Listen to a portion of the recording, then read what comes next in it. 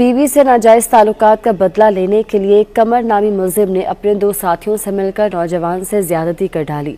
मुलजिमान ने ज्यादती की वीडियो बनाकर सोशल मीडिया पर वायरल की। पुलिस के मुताबिक तीनों मुलजिमान पर मुकदमा दर्ज करके उन्हें गिरफ्तार कर लिया गया है और मुलजिमान से वीडियो बरामद करके मजीद तफ्तीश का आगाज भी कर दिया गया है। आमिर किरानी से तफसीलात जानते हैं। आमिर, बताइएगा।